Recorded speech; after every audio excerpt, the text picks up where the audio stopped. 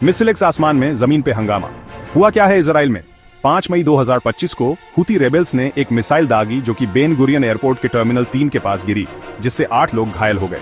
ये हमला एक बहुत ही गंभीर घटना है, क्योंकि ये मिसाइल 4 लेयर्स के हाईटेक एयर डिफेंस से बच निकली, जिसमें फेमस आयरन डोम और यूएस का तियाद सिस्टम भी शामिल है। ईरान के सपोर्ट से हाउथीज ने अपने हमले तेज कर दिए हैं, और ये अब बस एक रीजनल इशू नहीं रहा, बल्कि एक ग्लोबल सिक्योरिटी कंसर्न बन गया है। ईरान के डिफेंस मिनिस्टर ने चेतावनी दी है कि अगर हाउथीज पे कोई काउंटर स्ट्राइक हुआ तो वो बहुत बुरा अंजाम होगा। इस बढ़ते तनाव से सबके कान खड़े हो गए हैं, मिडिल ईस्ट से लेकर इंटरनेशनल स्टेज तक। ये मिसाइल अटैक एक डरावनी सच्चाई दिखाता है, सबसे एडवांस्ड डिफेंस सिस्टम भी फेल हो सकते हैं। इसके बहुत गंभीर नतीजे हो सकते हैं। अगर इजराइल का टॉप क्लास डिफेंस टूट सकता है, तो बाकी देशों का क्या, खासकर डेवलपिंग कंट्रीज जैसे इंडिया का? इंटरनेशनल कोऑपरेशन की जरूरत आज पहले से कहीं ज्यादा है। ऐसी एडवांस टेक्नोलॉजी गलत हाथों में ना पड़े, इसके लिए सब देशों को मिलकर काम करना होगा। जैसे जैसे धूल बैठ रही है, दुनिया ध्यान से देख रही है। ये घटना एक वेकअप कॉल है। ग्लोबल सिक्योरिटी मेजर्स को फिर से जांचने और मजबूत करने के लिए अपडेटेड रहिए, तैयार रहिए।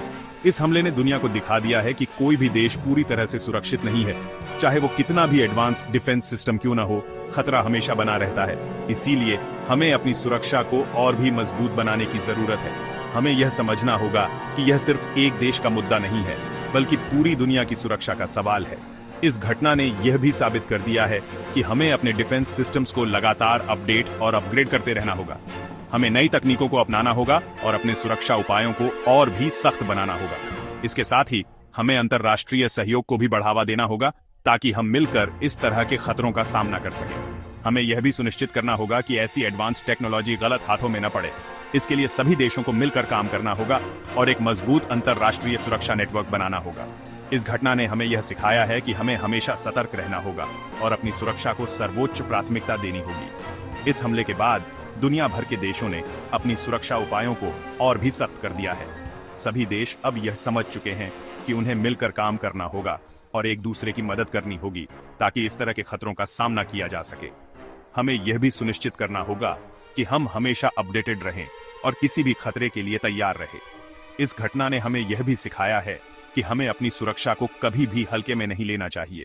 हमें हमेशा सतर्क रहना होगा और अपने डिफेंस सिस्टम्स को लगातार मजबूत बनाना होगा। इसके साथ ही हमें अंतर्राष्ट्रीय सहयोग को भी बढ़ावा देना होगा, ताकि हम मिलकर इस तरह के खतरों का सामना कर सकें। इस घटना ने हमें यह भी सिखाया है कि हमें हमेशा सतर्क रहना होगा और अपनी सुरक्षा को सर्वोच्च प्राथमिकता देनी होगी। हमें यह सुनिश्चित करना होगा कि हम हमेशा अपडेटेड रहें और किसी भी खतरे के लिए तैयार रहें। इस घटना ने हमें यह भी सिखाया है कि हमें अंतर्राष्ट्रीय सहयोग को बढ़ावा देना होगा, ताकि हम मिलकर इस तरह के खतरों का सामना कर सकें।